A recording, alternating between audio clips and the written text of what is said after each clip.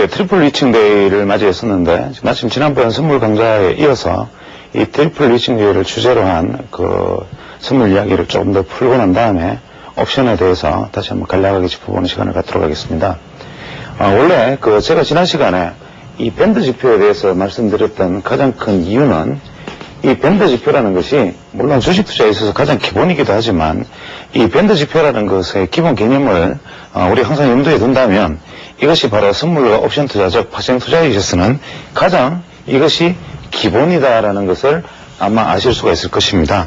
우리가 보통 주가는 벌어지면, 즉 이것이 이격이 확대되면 다시 수렴하려는 성질이 있고 또 다시 이격이 좁아지면 확산되려는 성질이 있기 때문에 주가라는 것은 근본적으로 우리가 확산과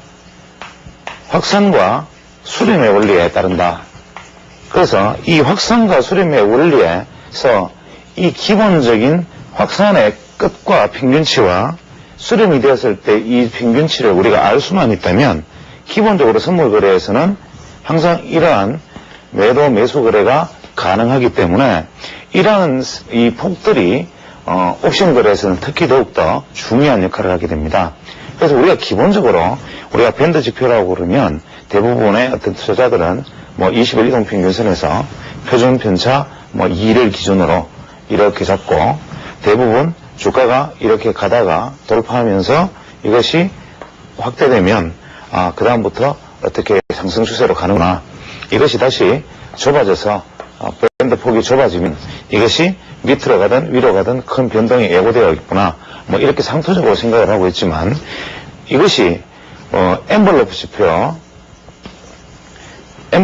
즉 기본적으로 탄력성이 없는 이동평균선 위에 아주 스트릭트하고 변동성이 없는 폭의 띠를 가지는 이 엠벌러프 지표와 변동성을 기초로 한 띠를 가지는 밴드 지표의 두 가지의 장점을 우리가 동시에 취하는 세팅, 이것이 이 밴드 지표의 어떤 면에서 활용의 알파와 오메가인데, 이것을 투자자분들에게 제가 그때 지난번에 스쳐가면서 드렸던 말씀들이 마치 그냥 볼린저 밴드에 대한 이야기, 엠벌러프에 대한 어떤 기본적인 이야기, 우리가 책에서도 발견할 수 있는 이야기들이라고 받아들이셨다면 아마 그 부분은 제가 드리고자 했던 원래의 어떤 의미를 이해하지 마셨을 거라고 생각을 합니다.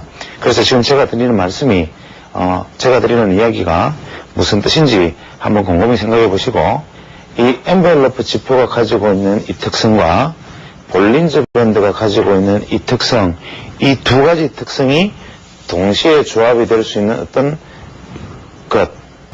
내가 보는 눈, 이것이 이 주식 투자에서 수렴과 확산의 이치를 이해하는 가장 기본이다. 이것을 제가 한번 화두로 남기도록 하겠습니다. 그런데 이러한 어떤 밴드 지표가 제가 미리 말씀드렸던 것이 선물 투자나 옵션 투자에서 가장 중요한 것이 밴드 지표다라고 말씀을 드려놓고 선물 투자에서 왜 그것이 중요한 지표인가를 따라가는 것을 이따 하기로 하고, 오늘 이제 목요일, 제가 이것이 녹화되는 시간이 지금 목요일입니다. 그래서 목요일 우리가 소위 말하는 트리플 리칭 데이를 맞이했는데 세마녀가 이제 설치는 날이죠. 우리가 주식, 개별 주식 옵션, 지수 옵션, 그 다음에 지수 선물, 이렇게 세 가지 만기 동시에 겹치고, 이 만기일은 제가 지난번에도 말씀드렸다시피 선물의 경우에는 3, 6, 9, 12월의 두 번째 목요일이 바로 선물 만기가 되고, 매월 두 번째 목요일이 옵션 만기가 되는데, 즉 매월 옵션 만기니까 옵션 만기는 1, 2, 3, 4, 5, 6, 7, 8, 9가 다 있으니까 이때 겹치는 3월과 6월과 9월과 12월 달에 두 번째 목요일, 즉 우리가 둘째 주 월요일이 아니라 목요일이 무조건 1일이 목요일이면 그 다음 8일의 목요일이 만기일, 만약에 6일이 목요일이면 그 다음 13일이 만기일, 이런 식으로 이것은 두 번째 목요일이고, 이 목요일이 마침 공휴일이면 하루 당겨서 만기일을 취한다. 이렇게 되어 있기 때문에 오늘이 지금 이 3월물의 만기가 되었고, 제가 지난번에 말씀드렸다시피 주식에서는 선물에서는 1월, 2월, 3월 안에 이 만기일 전에 날짜에서는 이 3월 만기일까지의 이 3월물이 바로 근월물, 그 다음 달 6월달 만기가 되는 이 6월물을 우리가 이월물 이렇게 부른다고 했고, 옵션 역시 옵션은 2월부터 3월 사이에 매월 만기가 있으니까 2월달에 이걸 근월물은 3월물이 되고 2월달에 이걸물은 4월물이 되겠죠. 즉 선물에서 지금 현재가 이제 만기가 지났으니까 이제 내일 이후로 금요일 이후로 선물의 근월물은 6월물인데 옵션의 근월물은 4월물이 됩니다. 이해하시겠죠? 그래서 이번에는 더블 위칭데이가 트리플 위칭데이가 나타나지 않는다. 그래서 이제부터는 3, 6, 9, 12의 이 트리플 위칭데이가 왜 의미를 갖느냐 하는 것을 한번 생각해 보겠습니다. 결국 이것이 선물을 이해하는 데 가장 핵심적인 이야기가 되기도 하는데, 자, 우리가 선물 가치를 한번 생각해 보겠습니다. 선물은 지난번에 말씀드렸다시피 우리가 코스피 200이라고 불리는 이 수치, 즉 우리가 종합주가지수가 있듯이 우량주 200종목을 모아서 그것이 가지고 있는 이 지수를 우리가 코스피 200 지수라고 부르고, 이 코스피 200 지수를 떨어질 것이다, 오를 것이다, 떨어질 것이다, 오를 것이다를 예측을 해서 사전에 매겨지는 이 지수가 바로 선물인데, 자, 기본적으로 선물이라는 것은 코스피 200 지수, 즉 코스피 200 지수가 현재 HTS 상단에 보면 코스피 200이 나오죠. 코스피 200 지수가 예를 들어서 100이다 그러면 기본적으로 선물은 이 100보다 높은, 예를 들어서 101이 되든지 102가 되든지 혹은 103이 되어야 원래는 타당하다. 이유는 지금 우리가 선물이 가지고 있는 선물의 가치는, 선물은 실제가와 이론가의 두 가지를 가지게 되는데, 선물의 실제가라는 것은 현재 시장에서 거래되는 선물 지수를 이야기하는 것이고, 선물의 이론가라는 것은 현재 코스피 200 지수가 얼마라면 선물 지수는 원래 얼마 되는 것이 맞다, 이것입니다. 즉 무슨 얘기냐면, 예를 들어서 우리가 선물이라는 것은 지금 가지고 있으면 이것은 만기가, 내가 비록 선물을 지금 샀다 하더라도 이것의 만기는 어떻게 됩니까? 내일 비록 청산을 할 수는 있지만 정상적으로 만기까지 가져간다고 가능하면 선물은 3개월간의 보유를 일단은 무조건 3개월간의 보유를 전제로 하는 것입니다. 즉 우리가 선물을 어떤 지점에서 샀는데, 예를 들어서 오늘 선물 만기일이 3월 14일인데 오늘 이제 이월물에 해당하는 6월물을 지금 샀다고 가정하면 6월 만기일까지는 3개월의 시간이 있기 때문에 이 3개월 동안의 금융비용을 내가 지금 안고 있는 것과 같다. 그래서 원래 선물의 이론가라는 것은 어떻게 형성이 되느냐 하면, 원래 코스피 200 지수의 가치에, 즉 이것은 실물자산의 가치죠. 실물자산, 즉 코스피 200에 속하는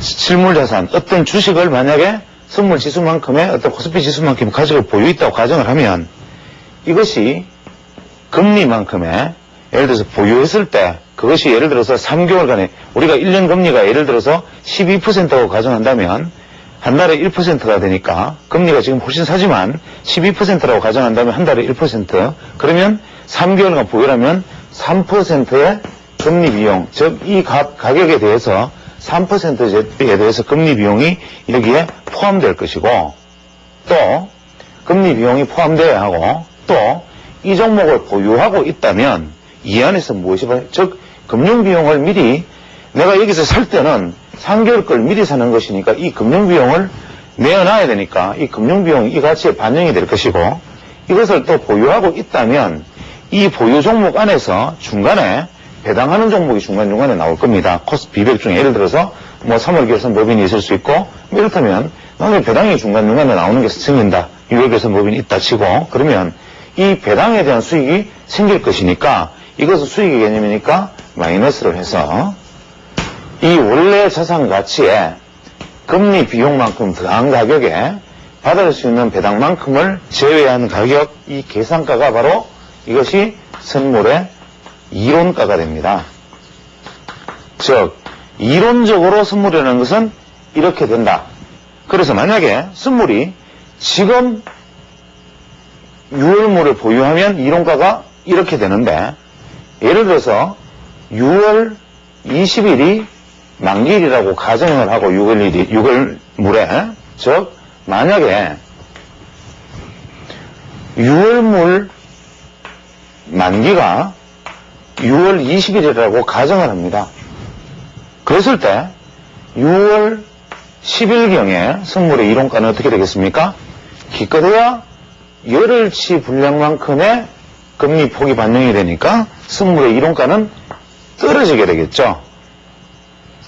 또 그 안에 불과 열흘 상간에 배당을 받을 수 있는 것은 거의 얼마 되지 않으니까 빠지는 것도 줄겠죠. 그래서 이 만기가 딱 되면 바로 이 선물의 어떤 이론가와 코스피 200이 똑같이 만기일에는 수렴을 하게 됩니다. 그래서 이것은 이론은 이렇게 된다. 즉 미리 샀을 때는 3개월 후까지의 반영이 되어야 될 금리 변수, 그 다음에 배당 변수들이 감안해서 현재의 가격 기준으로 내가 3개월간을 안고 있었을 경우에 혜택을 볼 수 있는 가격, 이것이 바로 이론가이기 때문에 이 이론가는 이론적으로는 현재 이 코스피 200보다는 당연히 높아야 된다. 이것을 우리가 이론선물가라고 부릅니다. 그런데 우리가 선물을 거래를 하면 실제 우리가 농담처럼 이론과 실제는 틀린 것이다 라고 말을 하듯이 예를 들어서 우리가 뭐 코스피 200 지수가 현재 100인데 코스피가 100인데 선물은 뭐 98이 될 수도 있고 혹은 선물 지수가 102가 될 수도 있고 틀릴 수 있습니다. 이것은 뭐냐? 실제 코스피 지수가 100이라면 이것의 이론가는 최소한 102가 될 수 있다고 가정을 한다면 102가 되어야 된다고 가정을 한다면 이것은 어디까지나 이론이고 시장 참여자들의 심리의 결정체, 즉 심리적 상황의 결정체이기 때문에 선물은 예를 들어서 비록 지금 현재 100이지만 오늘 내가 곰곰이 생각해 보니까 내일 주식이 떨어질 확률이 높고 앞으로 일주일 후에 열흘 후에는 이러한 이유로 현재로서는 지수가 이렇더라도 분명히 나빠질 거야. 이렇게 생각하는 사람이 많다면 선물은 미래 예측 기능이 있으니까 선물 지수는 현재 지수보다 낮은 수치를 나타낼 것입니다. 선물에 매매하는 사람들은 자꾸 매도 쪽에 쓸 것이니까. 반대로 지금 현재 지수가 100인데 야 한두 달 후에는 더 오를 것이다. 6개월 후에는 더 오를 것이다 라고 생각하는 사람이 많으면 이게 100이지만 실제로 거래는 조금 더 높게 102, 103에 거래될 수가 있습니다. 그래서 우리가 흔히 말하는 여러분들이 선물 투자를 하지 않으시는 분들이 항상 신문에서 접하는 뭐 오늘은 베이시스가 콘탱고다. 오늘은 뭐 역베이시스다. 이렇게 말하는 것은 이 선물 지수가 코스피 200 지수보다 적으면 시장이 나빠질 것으로 생각하는 사람이 많고 이것은 이만큼의 마이너스 2의 차이가 있으므로 마이너스 2의 역베이시스를 지금 보이고 있다. 반대로 선물 지수가 만약에 102라면 코스피 지수에 비해서 2포인트가 높으니까 플러스 2니까 이 플러스 2는 향후 시장이 더 상승할 것이라고 보는 선도 세력들의 의견이 반영되어 있기 때문에 이런 것을 정베이시스, 즉 콘탱고라고 부릅니다.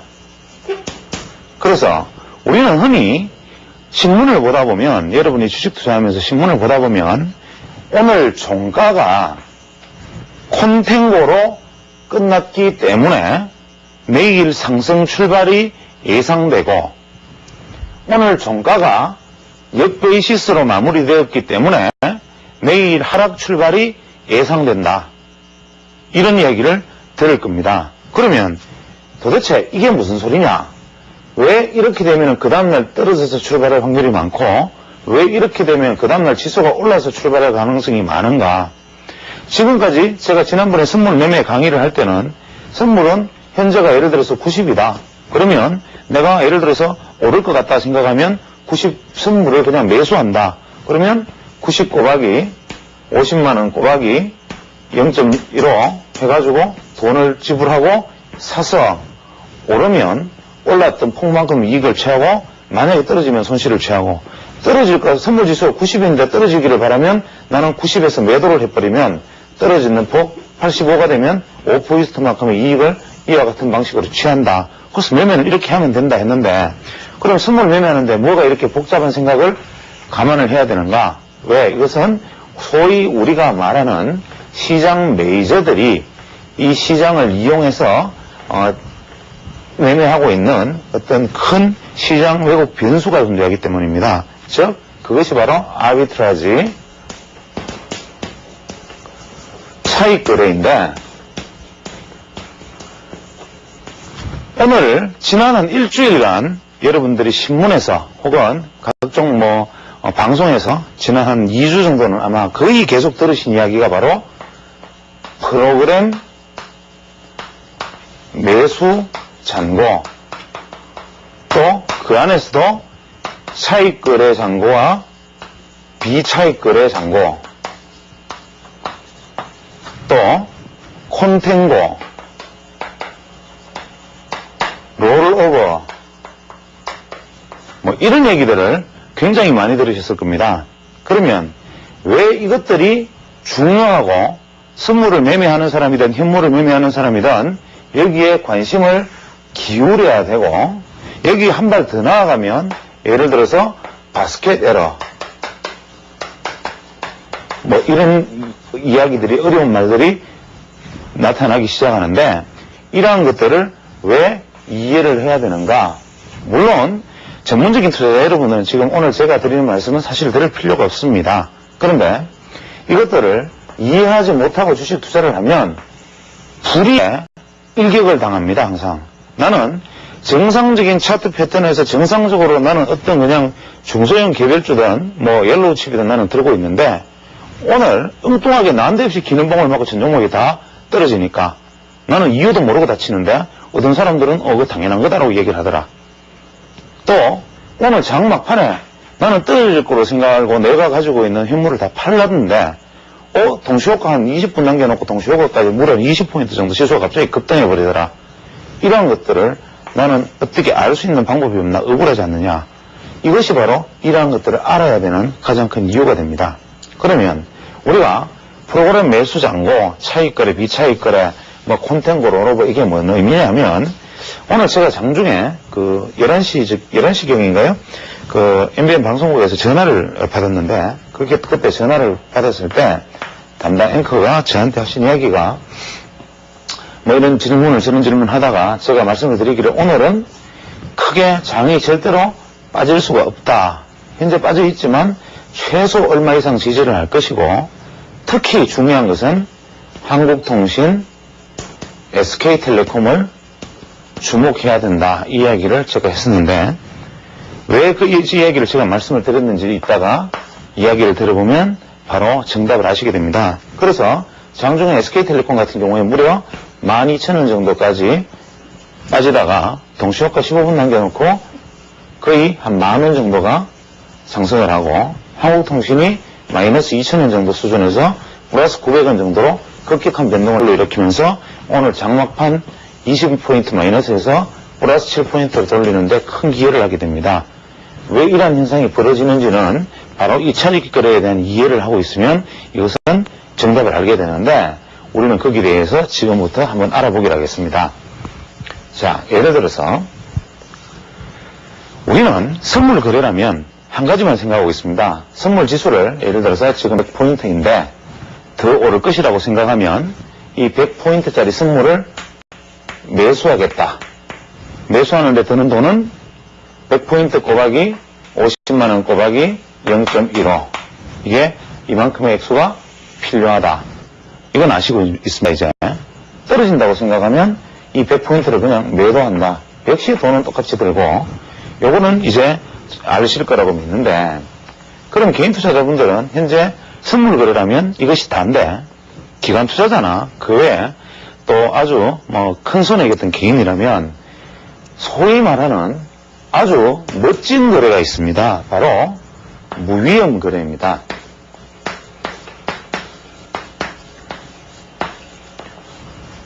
세상에 주식 투자를 하는데 가장 중요한 것은 프로핏, 즉 이익인데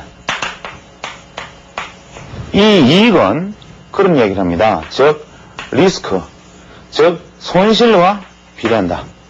손실의 가능성이 크면 클수록 이익이 크다. 그것은 자본주의 사회에서 근본에 속하는 이야기인데 세상에 주식 투자를 하면서 무위험 거래를 한다?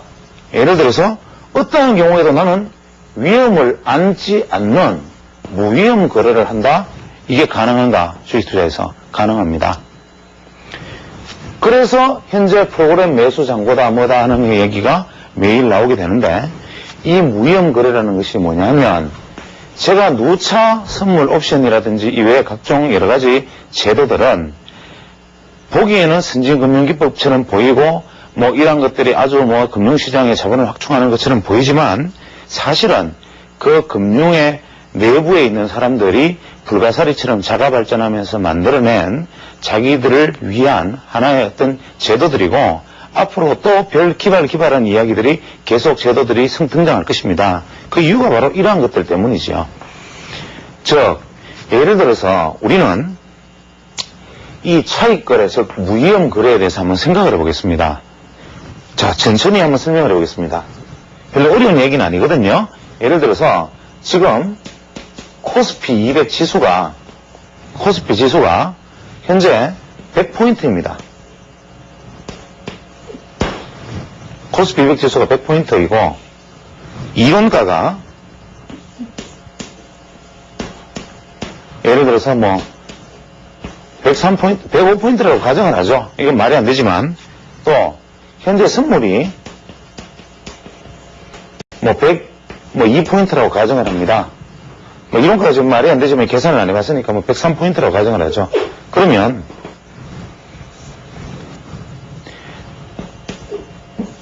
원래 정상적인 차익 거래의 개념은 무엇이냐 하면 선물 가격이 정상적인 것을 먼저 이야기합니다. 선물 가격이 이론가보다 크면 이것은 고평가되었다라고 이야기를 하고 선물 가격이 이론값보다 적으면 선물이 저평가되었다라고 이야기하고 고평가되면 매수 차익 거래가 발생을 하고 저평가되면 매도 차익 거래가 발생을 하는데 이 이야기는 미루기로 하고 어쨌거나 간에 이것이 기본적인 차익 거래의 개념인데 차익 거래자들은 이러한 것들을 기다리다가는 어느 청년에 내가 매수 매도를 할 것인가. 그래서 이것과는 상관없이 그냥 이론가보다 낮더라도 선물과 코스피 지수의 차이만으로도 그 차익 거래를 시행을 하게 됩니다. 그러면 이 차익 거래를 어떻게 하느냐? 어떻게 하길래 이것이 무위험 거래를 하느냐? 자, 코스피 지수가 100이고 선물 지수가 100인데 이론가가 103이면 선물이 저평가면 원래대로는 매도 차익 거래지만 이것은 무시합니다. 무시하고 자, 현재 상태는 우리식으로 치면 제가 말씀드린 대로 코스피 지수보다 선물 지수가 크므로 현재는 뭡니까? 콘탱고 상태입니다. 즉 정베이시스 상태에 속하는 거죠. 즉 베이시스가 이론 베이시스가 아닌 실제 베이시스가 플러스 2의 실제 베이시스를 지금 가지고 있습니다. 2에. 그러면 여기서 어떤 기관 투자자가 코스피 100의 현물을 100포인트니까 10억 원을 여기 샀다고 가정을 하죠. 100에. 그러면 100포인트에 10억 원의 현물을 샀습니다. 현물을 사고 선물이 지금 고평가니까 선물은 102포인트의 선물을 10억 원어치 선물을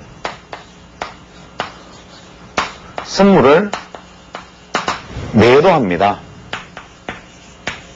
즉 선물은 매도하고 현물은 매수를 하는데 이렇게 되면 어떻게 됩니까?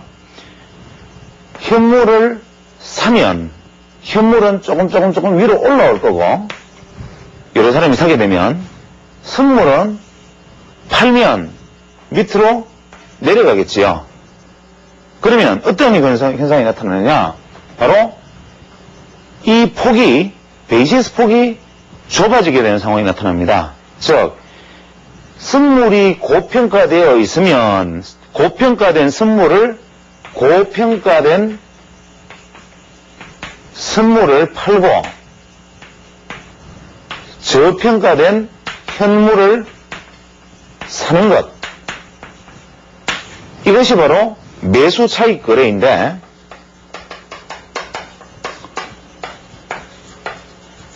그 반대로 예를 들어서 코스피가 100이고 선물이 98이라면 역베이시스니까 이 경우에는 선물을 사고 현물을 팔아서 이 두 개의 공간을 좁히려는 시도를 하는 것을 매도 차익 거래라고 하죠. 그럼 우리는 매도 차익 거래는 현실적으로 어려우니까 매수 차익 거래에 대해서 다시 한번 생각을 해봅니다. 10억 원 선물을 산다 가정을 하죠. 즉 선물 지수가 102포인트인데 돈으로 계산할 때는 차익 거래에서는 이 102포인트를 계산하지 않습니다. 즉 코스피 100이니까 우리가 10억 원어치라면 10억 원으로 도대체 몇 계약을 선물을 사면은 10억 원어치가 되느냐? 즉 코스피 100포인트니까 100포인트 곱하기 선물은 뭡니까? 한 포인트에 얼마죠? 50만 원. 50만 원이면 계약당 얼마입니까? 5천만 원입니다. 계약당 5천만 원이 되죠? 그러면 계약당 5천만 원이면 5천만 원이 10억 원어치가 되려면 어떻게 돼야 됩니까? 20계약이 필요하겠죠? 이해가 되십니까? 자, 다시 한번 이야기하면 여기서 코스피 지수가 천천히 생각하시면 됩니다. 이거 반드시 이해를 해야 됩니다. 이것은 선물 투자를 지금 하시던 분이든 현물 투자만 하시는 분이든 앞으로 선물을 하실 분이든 반드시 이해를 해야 되고 주식시장에 몸을 담고 계시는 분은 반드시 알아야 됩니다. 예를 들어서 다시 설명하겠습니다. 코스피가 100입니다. 선물이 현재 102입니다. 그러면 2포인트의 콘탱고, 맞죠? 콘탱고, 즉 같은 말로 정베이시스. 베이시스가 2포인트입니다. 그러면 매수 차익 거래는 일어난다. 왜? 매수 차익 거래는 무엇이냐? 고평가된 선물이 고평가되었을 경우에 선물 선물이 1번 첫째, 선물 고평가 시 선물을 팔고 저평가된 현물을 사는 것, 이것이 매수 차익 거래니까 현재 현물이 저평가, 선물 고평가니까 현물 사고 선물 팔고를 해야 되는데 반드시 같은 금액을 해야 됩니다. 즉 코스피가 100포인트일 때, 예를 이제 다시 돌아갑니다. 그냥 10억 원어치 코스피 100을 그냥 샀습니다. 현물은 사야 되니까. 선물을 현재 102포인트이지만 선물을 똑같이 10억 원어치를 팔려면 매수 차익 거래에서는 102포인트, 즉 선물 계산을 하려면 이렇게 해야 되겠죠. 만약에 선물 자체로만 놓고 본다면 이 말 이해하시겠습니까? 선물이 현재 102포인트니까 102 곱하기 한 계약당 50만원 이렇게 돼야 되지 않습니까? 그죠? 그러면 5,100만원이 되나요? 계약당?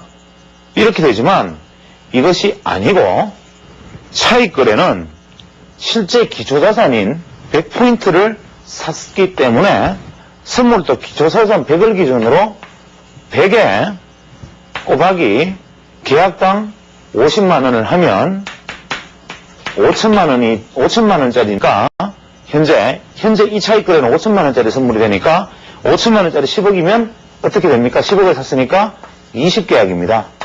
그러면 선물은 어떻게 됩니까? 102포인트에 자 20계약이라는 수치가 나왔으니까 우리는 102포인트에 선물을 20계약 매도합니다. 이해되십니까?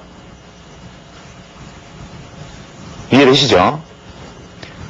코스피 100을 10억 원어치 사고 선물 현재 102포인트에서 똑같은 100의 기준으로 한 선물을 계산을 해보니까 20계약이 10억 원어치 되니까 20계약을 현재 선물 지수 102포인트에서 매도를 합니다. 나중에 시간이 흘러서 이 베이시스는 반드시 좁아지게 되어 있는데 예를 들어서 코스피가 좀 시간이 흘러서 101이 됩니다. 코스피가 좀 있다가 101이 되고 선물이 102.5가 됩니다.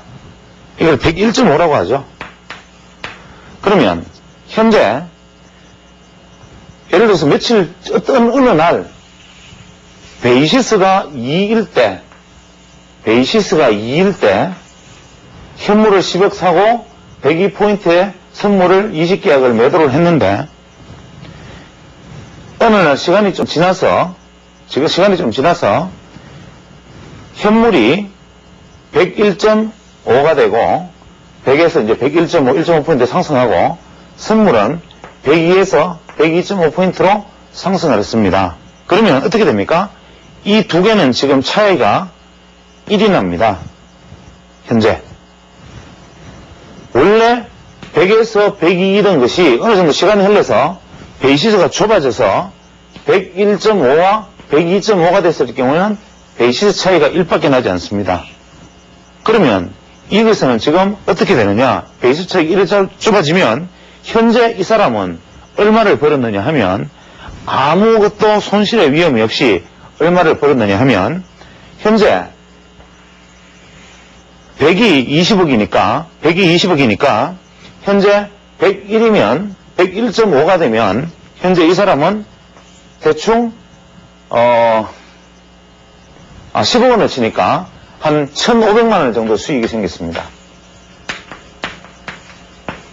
맞습니까?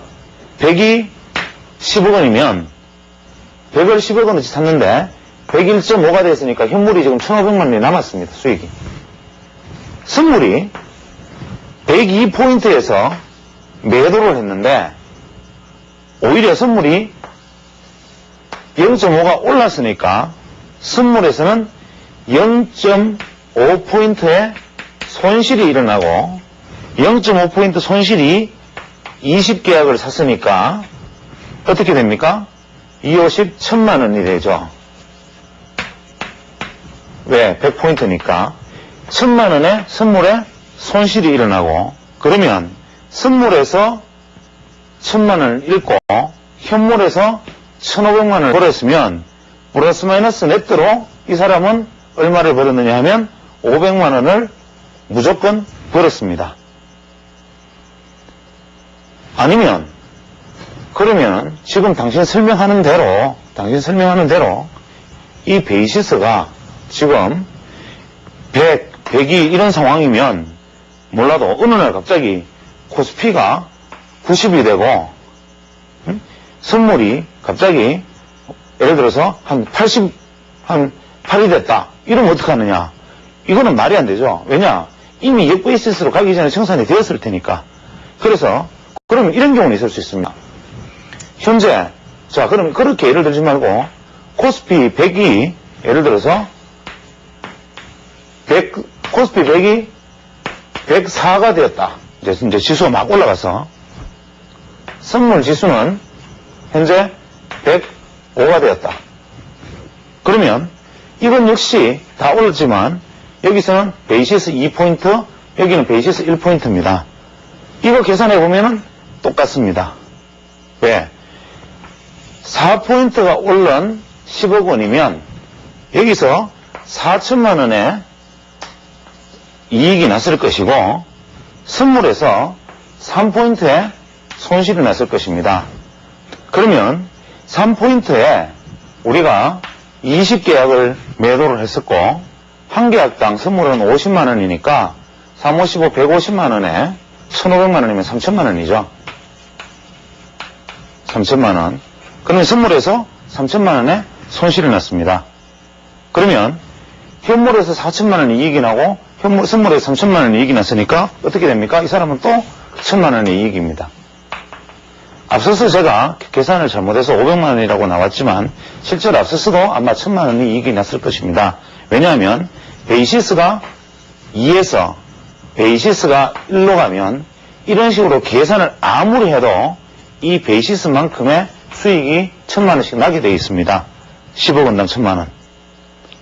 만약에 더 큰 이익이 날 수도 있습니다.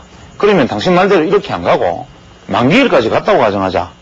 그냥 만약에 베이시스가 계속 2로 유지가 돼가지고 도대체 청산을 틈을 안 주고 계속 코스피가 예를 들어서 뭐 105가 되면 선물도 끝까지 예를 들어서 107이 되고 이게 110이 되면 선물도 끝까지 112가 됐다고 가정을 하자. 그러면 이거 어떻게 청산할 거냐? 본전 아니냐? 그러나 만기일이 되면 선물은 원래 코스피 200 지수로 수렴을 해버립니다. 선물 지수든 옵션 지수든 기준가는 코스피 200 지수가 되어버리기 때문에 그렇게 되면 어떻게 되느냐? 만기일이 되면 이유 불문하고 코스피 200 지수가 예를 들어서 110이 됐다고 가정을 합니다. 이렇게 되면 복잡하니까 이 상태대로 그냥 갔다고 가정을 하죠. 뭐 비율로 확정돼도 마찬가지겠지만 그럼 만기일에 코스피가 그냥 100으로 끝났다고 가정하고 선물이 102로 끝난다고 가정을 하지만 천만의 말씀이죠. 이것은 102로 끝나는 게 아니라 코스피에 수렴되니까 우리는 여기서 2포인트 정도의 수익을 그냥 바로 취하게 됩니다. 그래서 우리는 이 차익 거래라는 것은 어떠한 경우이든 간에 이 베이시스를 활용해서 지금과 같이 계산을 되어서 매수를 들어가게 되면 이것은 반드시 이러한 액수의 금액을 수익을 프로핏을 내게 돼 있는 것이 바로 차익 거래 즉 아비트레저 무위험 거래다. 이런 불공평한 일이 어디 있느냐? 기관 투자자는 이렇게 무위험 거래로 맨날 그냥 무위험 거래를 하고 개인 투자자는 이 사람들 하는 대로 죽으라고 가져가느냐? 그것이 현실이니까 나도 돈을 많이 만들어서 차익 거래를 하지 않는 이상 당신은 억울하다고 얘기하지 마라. 그것이 바로 자본주의의 원리 아닙니까? 그 다음에 이번 같은 경우에 가정을 하면 현재 이번에 기관들이 자그마치 이러한 이제 차익 거래에 대한 개념은 생겼을 거라고 생각을 합니다. 즉 여기서 말하는 차익 거래라는 것은 도대체 차익 거래가 일어날 수 있는 환경만 만들어주면 자기가 어떻게 되든 간에 베이시스가 먹을 수 있는 베이시스, 심지어는 역베이시스에서도 이런 일이 일어납니다. 어떤 정도로 투기적인 차익 거래를 할 수 있느냐 하면 예를 들어서 코스피 지수 100에 선물 지수 98인 백오데이션이라고 가정을 하죠. 현재 이것은 베이시스가 마이너스 2입니다. 그러나 만약에 이것이 나중에 90에 96으로 마이너스 4가 될 수 있는 상황이라면 여기서 마이너스 2가 늘어난 것은 우리가 실제적으로 베이시스가 좁아진 것과 같은 효과니까 더 베이시스를 나쁘게 만든다면 여기서도 매수 차익 거래가 가능하다. 이 이야기는 너무 어려운 이야기 같지만 어쨌거나 투기적인 매수 차익 거래는 어떠한 경우에도 가능하지만 이 매수 차익 거래는 무위험이 문제고, 두 번째, 실제로 매수 차익 거래의 가장 기본적인 원리는 이론가보다 고평가되었을 경우에 감행되는 것인데, 이 매수 차익 거래자들에 의해서 이론가랑 상관없이 콘텐고 역베이시스만으로 베이시스 싸움으로 일어나기 때문에 실제로 우리나라 기관 투자자들이 그렇게 태산명동의 서일필이라 그러죠. 그렇게 태산이 떠들썩하게 이번에 사상 최대의 차익 거래 잔고가 8천억이다, 1조라고 이야기하지만 정말 이 사람들의 속내가 얼마나 이 금액에 비해서 얼마나 벌었는지는 저는 솔직히 대단히 회의적입니다.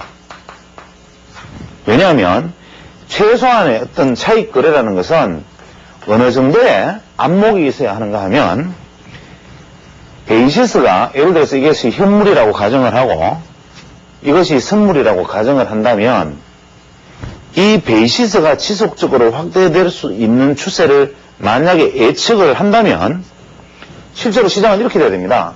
콘텐고임에도 불구하고 의외로 매수 차익 거래가 프로그램 매수가 안 들어옵니다. 이유는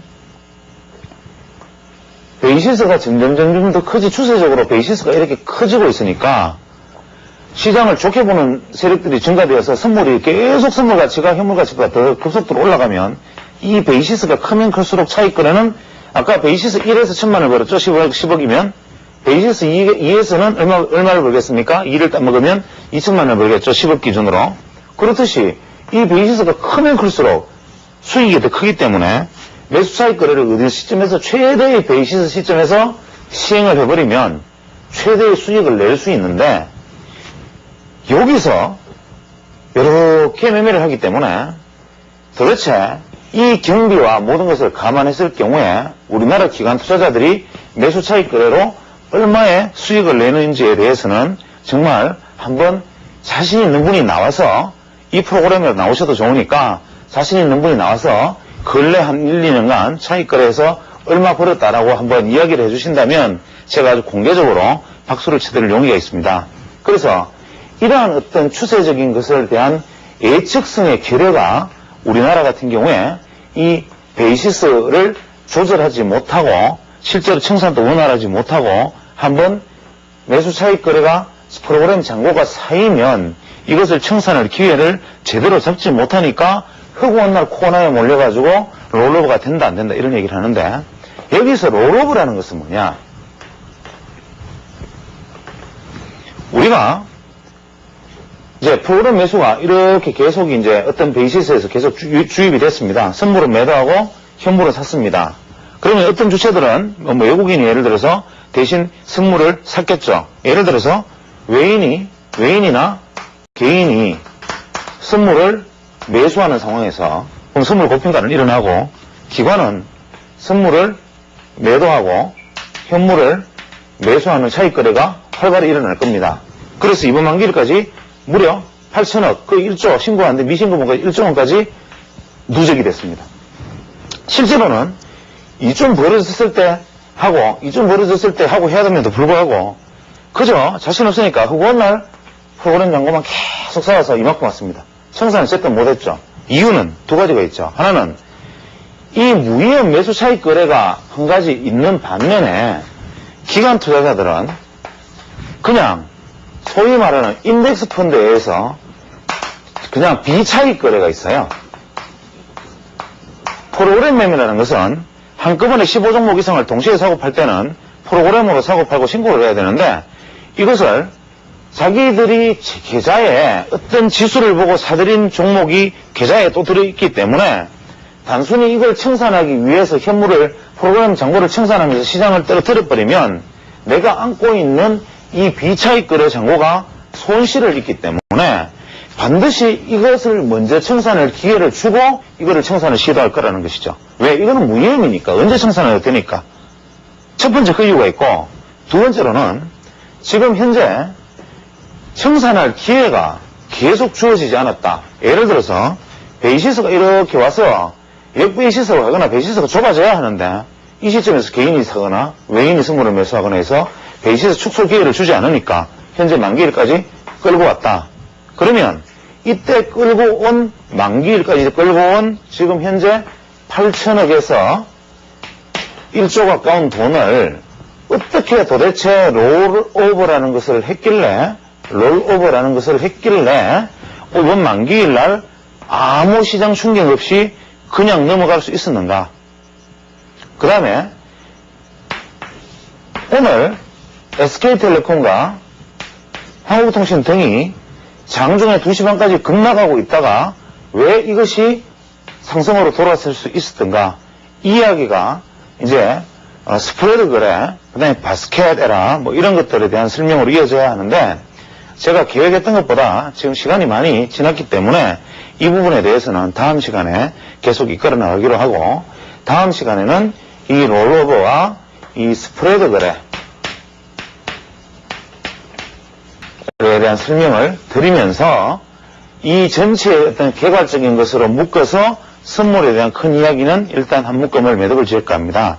그 다음에는 이제 옵션에 대한 이야기와 또 보조지표 중에서 제가 가장 중시하는 RSI, 스타캐스틱, 모멘텀 이러한 지표들에 대해서 같이 한번 살펴보면서 다음 시간을 이끌어 가도록 하겠습니다.